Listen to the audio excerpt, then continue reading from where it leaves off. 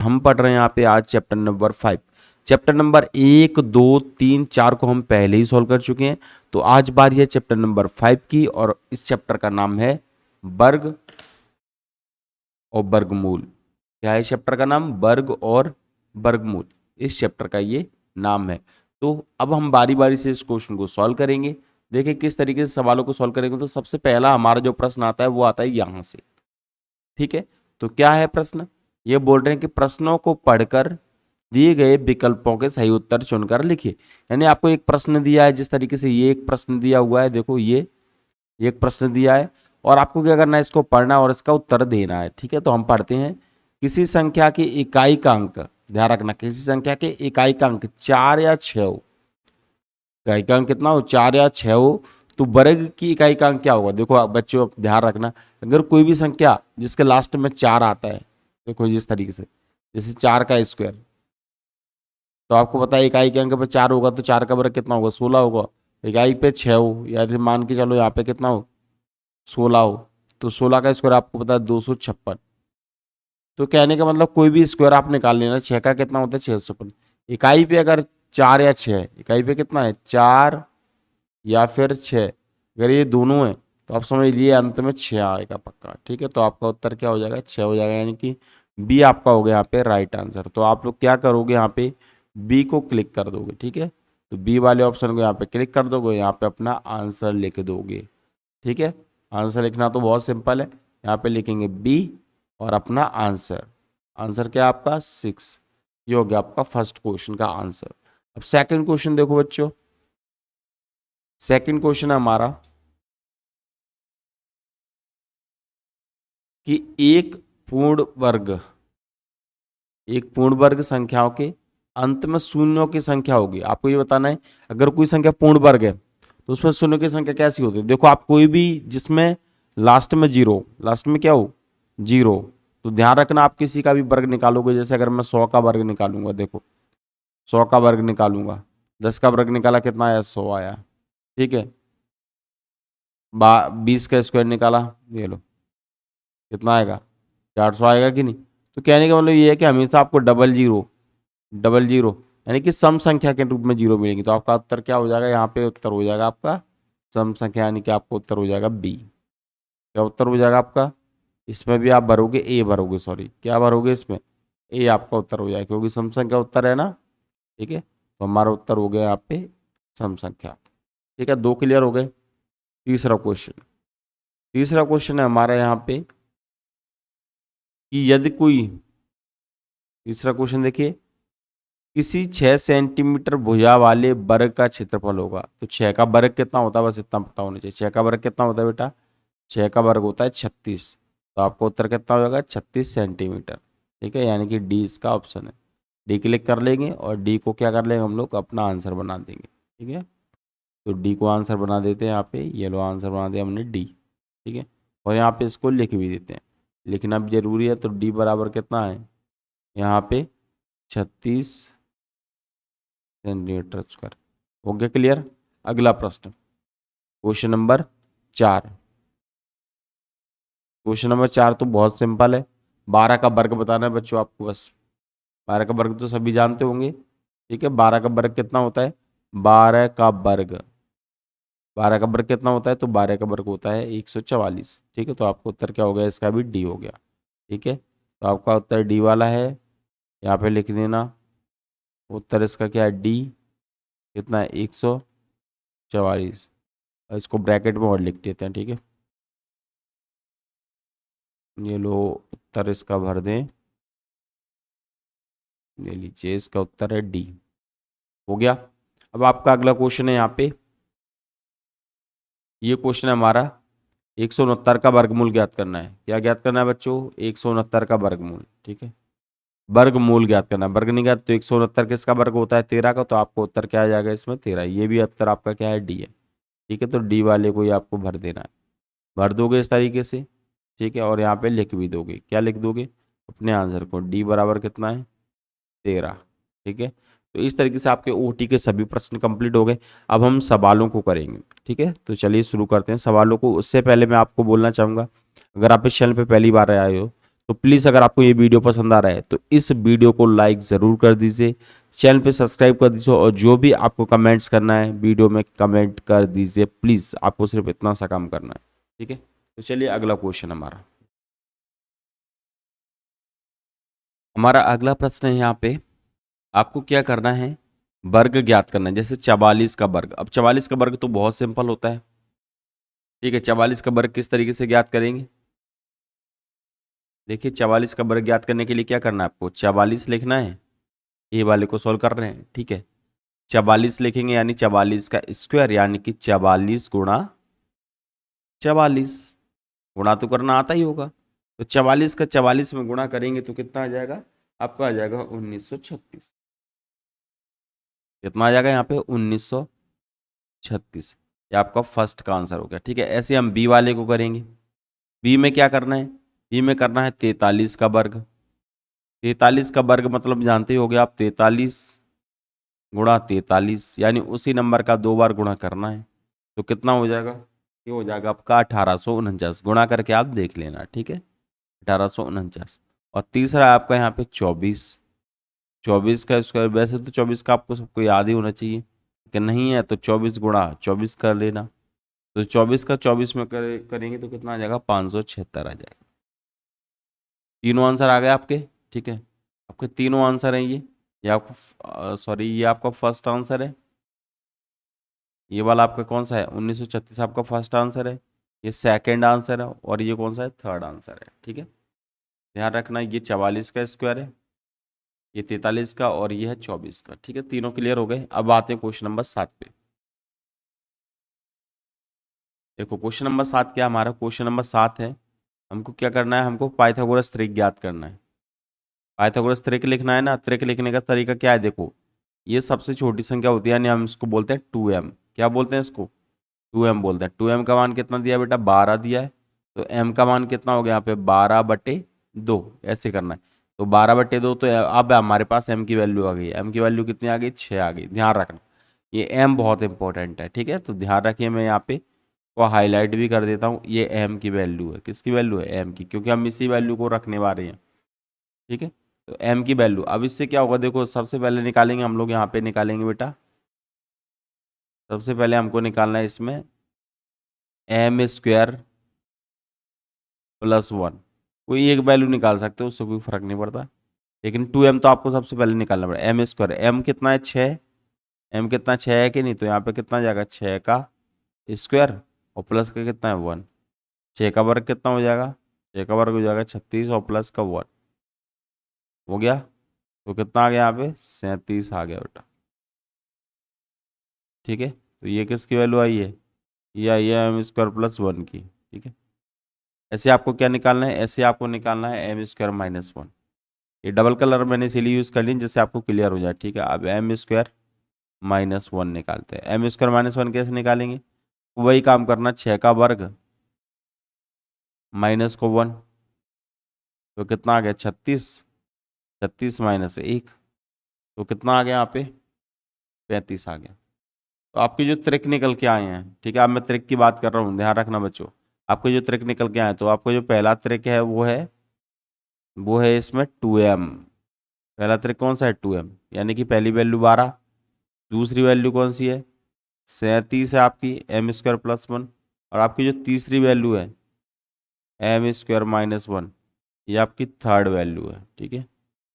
तो ध्यान रखना बेटा, थर्ड वैल्यू को,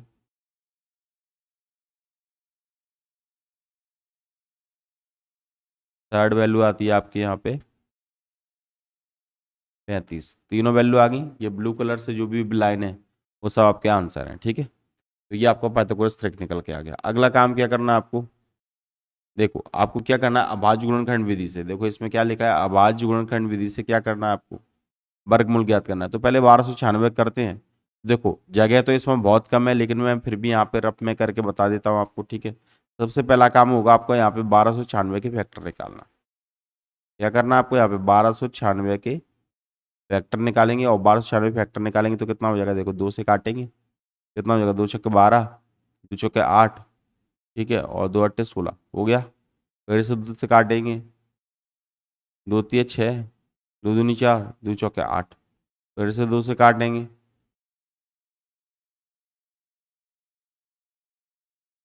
दूसरा आपको क्या करना है, 324 में डिवाइड करना है। ठीक है, 324 में 2 से डिवाइड करेंगे। दो एकम 2 और दो छक्के 12 और दो दूनी 4, ठीक है 162। फिर से 2 से डिवाइड हो जाएगा बेटा, दो अट्ठे 16, दो एकम 2। अब 2 से नहीं होगा, अब 3 से होगा। देखो 3, 3 से करें तो 3, 3 दूनी 6 और 3 सत्ते 21। फिर 3 से कटेगा, 3 नंबर 27। फिर 3 से कटेगा, 3 त्रिका 9 और 3 एकम 3। इस तरीके से आपको सॉल्व करना है। ठीक है, देखो एक जोड़ा ये बन गया, एक जोड़ा ये बन गया, एक जोड़ा ये बन गया, एक जोड़ा ये बन गया, यानी कि दो दो वाले दो बन गए। तो इस तरीके से आपको फैक्टर निकालने हैं। मैं यहाँ पे फैक्टर ये साइड में लिख रहा हूँ और यहाँ पे लिख रहा हूँ आपका रूट 1296। तो कितने जोड़े बनेंगे यहाँ पे, एक तो 2 का बन गया, 2, एक और 2 का बना है गुणा 2, एक 3 का बना है और एक 3 का बना है। तो कितना हो गया, 2 दूनी 4, 4 12, 36। तो 36 का वर्गमूल हो गया, कितने का हो गया ये, 36 का, 1296। ठीक है, अगला क्वेश्चन। अगला हमारा यहाँ पे 289 का आपको स्क्वायर रूट निकालना है। ठीक है, तो ये इधर कर रहा हूँ मैं 289 को। 289 करेंगे तो देखो 17 से कटेगा, 17 में 17, 289, 17 एकम 17। तो ये तो बिल्कुल सिंपल है बेटा। ठीक है, यानी कि इसमें क्या है, रूट के अंदर 289, कितना बना है यहाँ पे 7 गुणा 7, यानी एक ही पेयर बन रहा है। तो कितना आएगा इधर, 7 आएगा। ये आपका आंसर होगा। हम करते हैं क्वेश्चन नंबर 9 को। घटाने की विधि से 64 का वर्गमूल ज्ञात करना है आपको। ठीक है, घटाने की विधि से कैसे करते हैं, देखो सबसे पहले आपको 64 को लिख लेना है और इसमें से सबसे पहली विषम संख्या को हटा देना है। 64 में से एक गया तो कितना आया, 63 आ गया कि नहीं। अब हम क्या करेंगे, ये 63 को लिख लेंगे। अगली विषम संख्या कौन सी होती है, 3 होती है, पता ही होगा। एक के बाद उसको घटाओ और तब तक घटाना है जब तक कि 0 ना आ जाए। ठीक है, 63 में 3 गए तो कितने बचे बेटा, 60 बचे।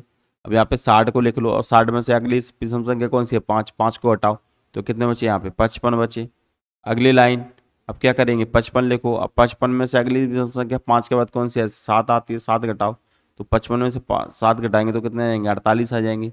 अब फिर से अगली संख्या घटाओ तो यहाँ पे 48 लिखो। 48 माइनस आप कितने घटाएंगे, 9 घटाएंगे तो कितना आ जाएगा, देखो 8 चले गए 40 और यहाँ पे आ जाएगा 39।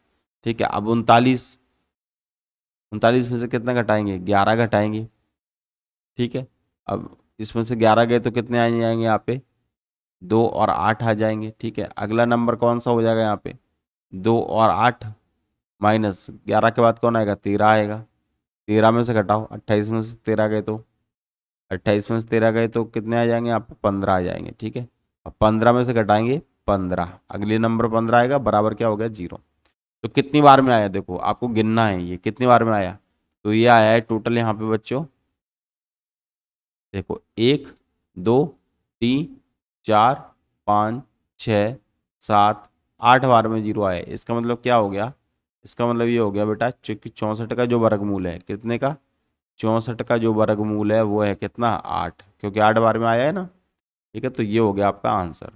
आगे समझ में किस तरीके से आंसर लिखना है, 64 का वर्गमूल कितना हो गया, 8 हो गया। ठीक है, तो ये आपका 90 का आंसर हो गया। अब क्वेश्चन नंबर 10 देखिए।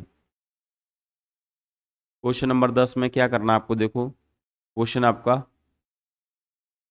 वह छोटी से छोटी संख्या ज्ञात कीजिए जिसमें 600 से भाग देने पर वह पूर्ण संख्या बन जाए। ठीक है, क्या करना पड़ेगा आपको, पहले 600 के फैक्टर निकालने पड़ेंगे। पहला काम क्या होगा, 600 के फैक्टर निकालने। ठीक है, तो मैं 600 के फैक्टर निकाल देता हूँ यहाँ पे, आप भी निकाल लेना। 600 से ये लो, 2 से काटेंगे कितना आ जाएगा, 300 आ जाएगा। फिर 2 से काटेंगे तो कितना आ जाएगा, 150 हो जाएगा। ठीक है, अब फिर 2 से काटेंगे तो कितना आएगा, 2 सत्ते 14, 2 पंजे 10। ठीक है, अब 2 से नहीं कटेगा, अब किससे कटेगा, 3 से कटेगा, 75। ठीक है, 3 से काटो इसको,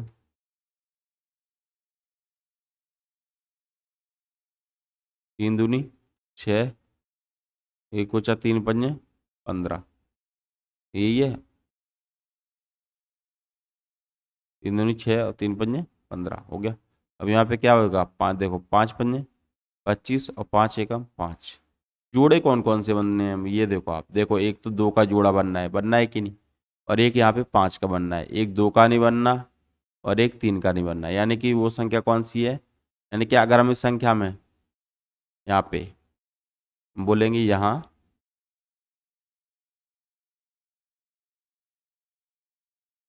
2 और 3 के जोड़े नहीं बने हैं, ये लिखना है, 2 और 3 के जोड़े नहीं बने हैं, अतः 2 का 3 में गुणा करेंगे 6, 6 का भाग देने पर संख्या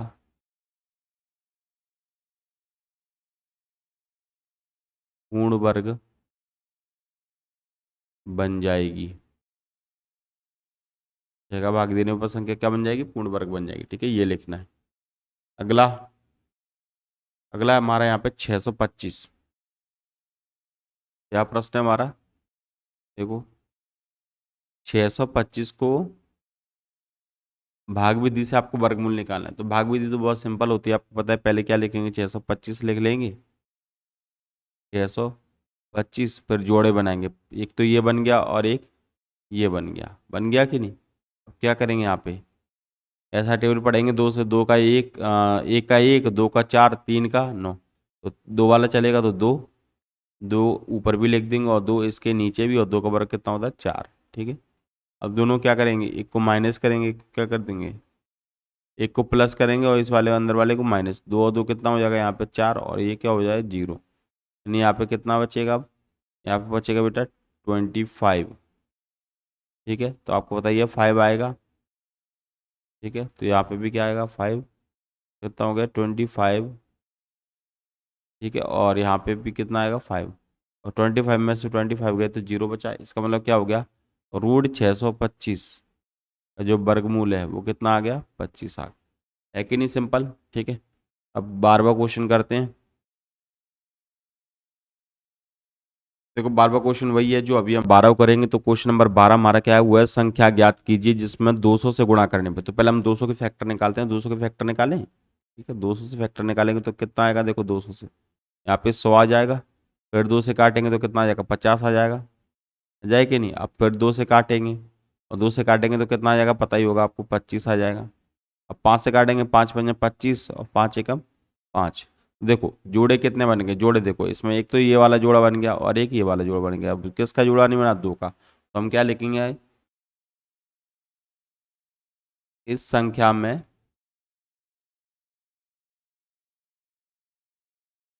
2 से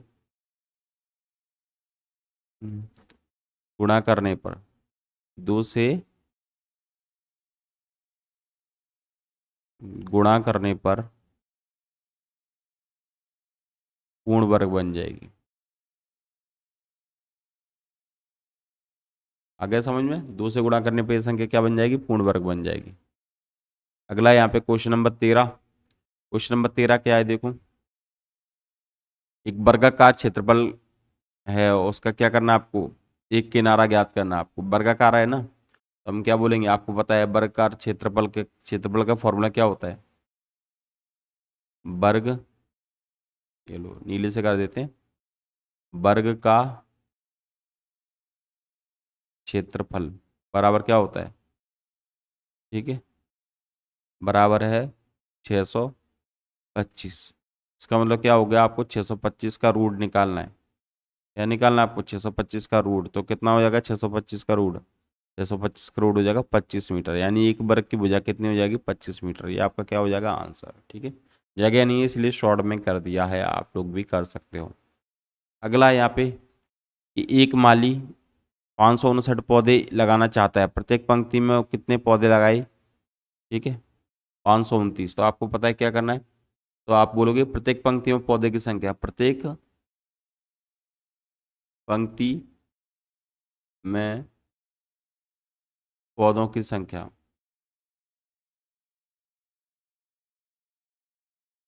प्रत्येक पंक्ति में पौधों की संख्या क्या हो जाएगा, 529 का वर्गमूल, 529 का वर्गमूल निकाल लेना, ठीक है, और आपका आंसर कितना आ जाएगा, 529 का कितना होता है, 23। तो आप 23 पौधे लगाओगे, ठीक है, हर घर में, तो ये आपका क्या हो जाएगा, आंसर हो जाएगा। अगला लास्ट क्वेश्चन इस प्रश्नावली का, क्या प्रश्न है देखो, वह छोटी से छोटी संख्या ज्ञात कीजिए जो 4, 9, 10 से विभाजित हो जाए। तो क्या करेंगे बेटा, यहाँ पे पहले तो 4, 9, 10 का एलसीएम लेंगे, 4, 9 और 10, ठीक है, एलसीएम लेते हैं तो कितना आएगा, एलसीएम 2, कितना आएगा बताओ जल्दी से, 2 दूनी 4, 9 और 2 पंजे 10, यही आएगा, 2 से फिर कट जाएगा, 2 एकम 2 और 9, और यहाँ पे कितना आएगा, 5, फिर काटो इसे, अब 3 से कटेगा, 1, कितना आएगा, 3 त्रिका 9 और 5, ठीक है, किससे कटेगा, अब 5 से कटेगा, 5 से कटेगा कि नहीं, 3 से कटेगा, 3 से कटेगा अभी, एक बार और, 1, कितना आएगा, 3 एकम 3, और यहाँ पे कितना आएगा, 5 का 5, अगला अगला नंबर क्या हो जाएगा यहाँ पे, 5, 1, 1 और कितना आ जाएगा, 1। इसका मतलब क्या हो गया, देखो यहाँ पे 2 का पेयर बन गया, और कितने का बन गया, 3 का पेयर बन गया, लेकिन यहाँ पे 5 का पेयर नहीं बना। और इसका एलसीएम कितना आएगा, एलसीएम ध्यान रखो, इसका एलसीएम आएगा बेटा, कितना आएगा, 2 दूनी 4, ठीक है, 4 तीन 12, 12 36, 36 गुणा 5, ठीक है, यानी कि 6 पंजे 30, 5 से लाई 3, और 5 थी 15, 16, 17, 18, 180, ठीक है। तो हम क्या करेंगे यहाँ पे, 180 में कितने गुणा करें, यहाँ पे 180 में जिसका पेयर नहीं बना 5 का गुणा कर दें, तो कितना आ जाएगा, 900, यानी कि इस संख्या में 900 का गुणा करने पर ये संख्या सबसे विभाजित हो जाएगी, ये आपका क्या हो जाएगा, आंसर हो जाएगा, ठीक है। तो इस तरीके से आपको क्या करना है, क्वेश्चन को सॉल्व करने। आई होप आप लोग को ये वीडियो पसंद आया होगा। अगर आपको वीडियो पसंद आ गया प्लीज़ वीडियो को लाइक कर दीजिए, चैनल पर नए हो चैनल को सब्सक्राइब कर दीजिए। मिलते हैं एक नए वीडियो के साथ, तब तक के लिए जय हिंद, वंदे मातरम।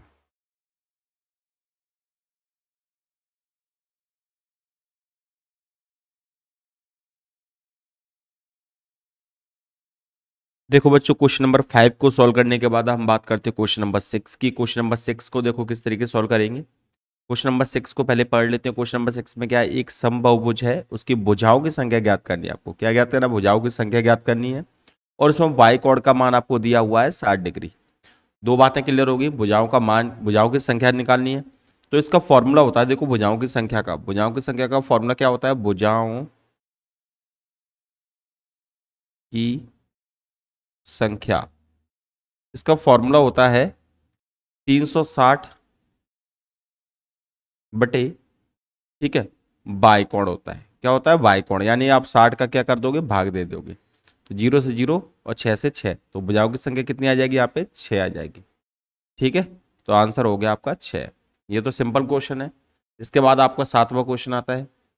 7वें क्वेश्चन में देखो क्या पूछ रहा है, तो 7वें क्वेश्चन में ये आपसे पूछ रहा है कि x का मान ज्ञात कीजिए। ये आकृति दी गई, इसमें x का मान ज्ञात करो। तो इसमें देखो 4 कोण दिए हैं आपको, एक 90 दिया है, एक 60 दिया है, एक 110 दिया है, और एक x दिया है। x का मान आपको क्या करना है, ज्ञात करना है। तो देखो चारों कोण बाह्य कोण है, यानी बाहरी कोण है। तो आपको क्या करना है, आपको पता है कि बाह्य कोण का योग कितना होता है, 180 डिग्री होता है, चारों को जोड़ते हैं। तो सभी कोणों को हम जोड़ेंगे, कितना जोड़ेंगे, यहाँ पे 90 जोड़ा हमने, प्लस अगला कौन सा है, 60 जोड़ा, प्लस उसके बाद कौन सा है, 110, ठीक है, प्लस कितना हो गया, x। तीनों को जोड़ेंगे तो कितना आएगा, 360 आएगा, ठीक है। और दोनों को जोड़ेंगे इन तीनों को तो कितना आएगा, यहाँ पे 260 आ जाएगा, जोड़ लेना आप लोग। और प्लस कितना होगा, x बराबर कितना हो जाएगा, यहाँ पे 360 हो जाएगा। x बराबर कितना हो जाएगा, 360, ठीक है। उसमें से ये इधर जाएगा तो क्या हो जाएगा, माइनस का हो जाएगा 260। इसका मतलब ये है कि x का मान कितना आ गया, 360 में 260 जाएंगे तो सिंपल सी बात है, कितना आ जाएगा, यहाँ पे 100 आ जाएगा। कितना आ जाएगा, 100 डिग्री। तो ये आपका फाइनल आंसर हो गया, ठीक है, क्लियर हो गया। x का मान कितना आ गया, 100 आ गया है, ये आपका आंसर हो गया। तो इस तरीके से क्वेश्चन को सॉल्व करेंगे। अब ये 7वां क्वेश्चन करने के बाद हम 8वें क्वेश्चन को करेंगे। देखो 8वां क्वेश्चन क्या है, 8वां क्वेश्चन है हमारा यहाँ पे, एक बहुभुज का अंतः कोण कितना, 180 है, उसकी भुजाओं की संख्या निकालनी है। अब देखो आप यहाँ पे, क्या हमको पता है कि अंतः कोण कितना 180 है, तो बाय कोण निकालना है। पहले पहले क्या निकालेंगे हम, यहाँ पे वाई कोण निकालेंगे। वाई कोण निकालेंगे तो कितना आ जाएगा, वाई कोण आएगा यहाँ पे 180 माइनस 180, 180 में से 180 घटाएंगे तो कितना आ जाएगा, यहाँ पे 0 डिग्री आ रहा है, यानी बाय कोण क्या आ रहा है, 0 डिग्री, जबकि बाय कोण 0 डिग्री हो ही नहीं सकता। तो हम क्या लिखेंगे, इसमें भुजाओं की संख्या निकालना संभव नहीं है। भुजाओं की संख्या ज्ञात करना संभव नहीं है। क्लियर हो गया ये, और ये आपका क्या हो जाएगा, आंसर हो जाएगा। क्लियर। तो हम 90 क्वेश्चन पे ध्यान देते हैं। 90 क्वेश्चन क्या होगा, देखो 90 क्वेश्चन देखो, 90 क्वेश्चन को देखते हैं। एक समांतर चतुर्भुज है पी क्यू आर एस में एंगल आर की वैल्यू 80 डिग्री दी है, और आपको अन्य सभी कोण ज्ञात करने हैं। बकाया के 3 बचे हैं, वो तीनों कोण ज्ञात करने हैं।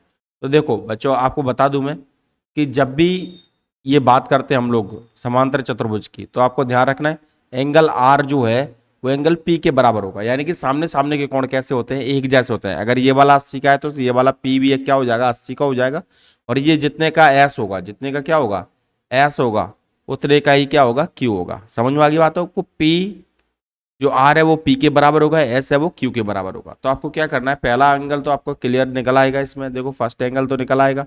एंगल आर की वैल्यू कितनी है, 80, तो एंगल पी की वैल्यू कितनी हो जाएगी, 80। तो आप क्या लिखोगे यहाँ पे, एंगल पी इक्वल टू क्या हो जाएगा, एंगल आर हो जाएगा। यानी कि एंगल पी की वैल्यू कितनी हो जाएगी, एंगल पी की वैल्यू हो जाएगी 80 डिग्री। फर्स्ट आंसर आ गया, ये आपका पहला आंसर निकल के आ गया। ठीक है, पहला कोण बचे कितने, 2 कोण बचे हैं, 2 कोण भी हम लोग निकाल लेंगे। पहला कोण निकल के आ गया। 2 कोण कैसे निकालेंगे, देखो यहाँ पे आपको पता है ये वाला एंगल, ये वाला एंगल और ये वाला एंगल दोनों को जोड़ देते हैं। ठीक है, अगर हम दोनों को जोड़ेंगे, angle R plus angle Q, ठीक है, तो angle R plus angle Q ये कितने हो जाते हैं, 180 डिग्री हो जाता है। दोनों का जोड़ कितना होता है, 180 डिग्री। क्यों होता है, क्योंकि ये दोनों आसन्न कोण है। कैसे कोण है ये, आसन्न कोण है। ठीक है, तो जोड़ो इनको। तो यहाँ पे एंगल आर की वैल्यू तो आपको दी है 80, दी है कि नहीं। एंगल क्यू बराबर कितना है, 180, और यहाँ से हम वैल्यू निकालेंगे एंगल क्यू की, तो कितनी हो जाएगी, 180 डिग्री, और माइनस कितना हो जाएगा, 30।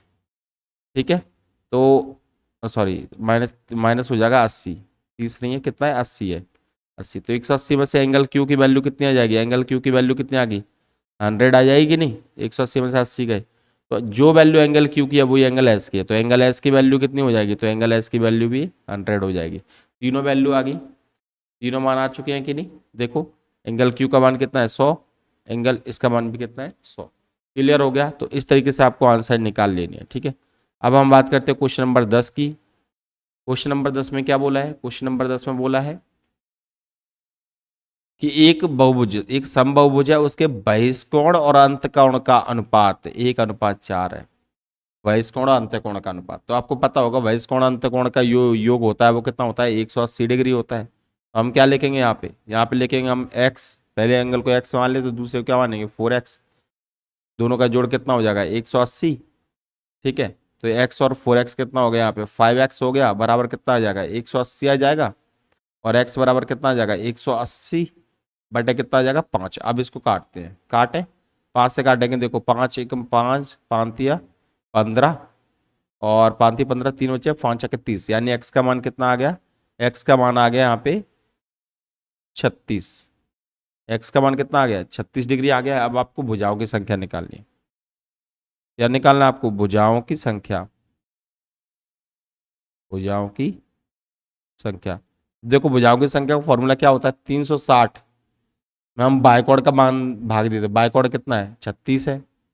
36 से ये कट जाएगा तो कितना आ जाएगा, 10 आ जाएगा। आपको भुजाओं की संख्या कितनी आ गई, 10 आ गई। तो ये आपका आंसर हो जाएगा। ठीक है, ये 10वें का आंसर हो गया। अब क्वेश्चन नंबर 11 देखो, क्वेश्चन नंबर 11 में क्या बोल रहा है, क्वेश्चन नंबर 11 में बोल रहा है आपको समांतर चतुर्भुज में एक्स और वाई का मान ज्ञात करना है।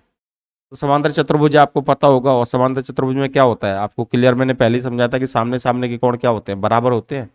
तो पहले तो हम इनकी तुलना करते हैं कि 6y जो है, यहाँ पे जो 6y है वो किसके बराबर हो जाएगा, 120 के बराबर हो जाएगा।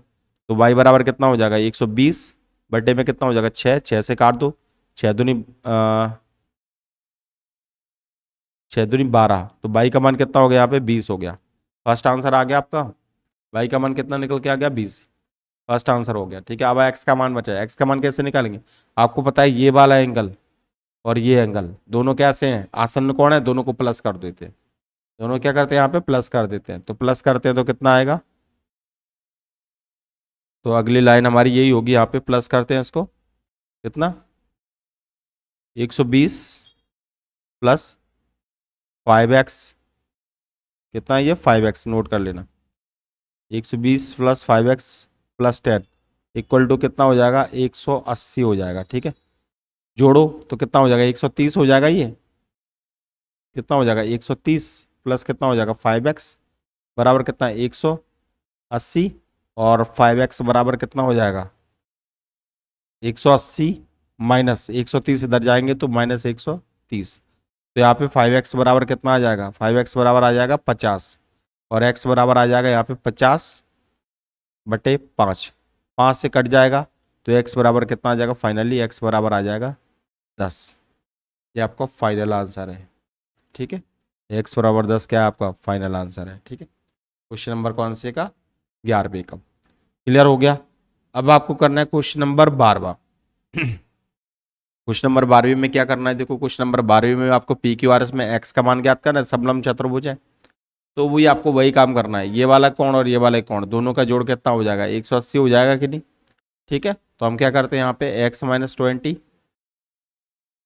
Plus x plus 40 equal to क्या हो जाएगा 180, आसन्न कोण है इसीलिए x कितना हो गया 2x हो गया, प्लस 40 में से 20 जाएंगे तो कितने बचेंगे यहाँ पे 20 बराबर कितना बचा 180।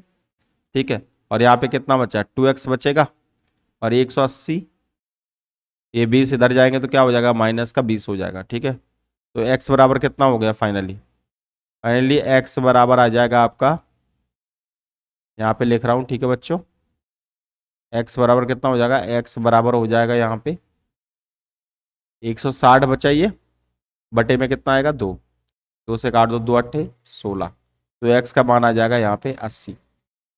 ठीक है, इसको नोट कर लेना, x का मान कितना है 80 आया, ये आपका फाइनल आंसर आ गया। क्वेश्चन नंबर 12 का है ये। अब हम बात करते हैं क्वेश्चन नंबर 15 की। ठीक है, क्वेश्चन नंबर 15 क्या है, देखो क्वेश्चन नंबर 15 है, एक चतुर्भुज के 3 कोण बराबर है, चतुर्भुज के 3 कोण बराबर है, उनका एक कोण कितना 120 है, यानी चारों कोण दिए हैं, उसमें से ये बता रहे हैं तीनों कोण बराबर है, तो पहले कोण को भी हमने x मान लिया, दूसरे को भी x मान लिया, तीसरे को भी क्या मान लिया x मान लिया, और चौथा आपको पता है 120 है ही, तो चारों का जोड़ कितना होता है 360 होता है, तो x कितने हो गए यहाँ पे 3x हो गया और प्लस कितना हो गया यहाँ पे 120 इक्वल टू कितना है 360, तो यहाँ पे 3x बचा बराबर 360 और ये 120 इधर जाएंगे तो माइनस का 120। ठीक है, तो फाइनली यहाँ पे क्या है 3x आ गया, 360 में से 120 जाएंगे तो 0।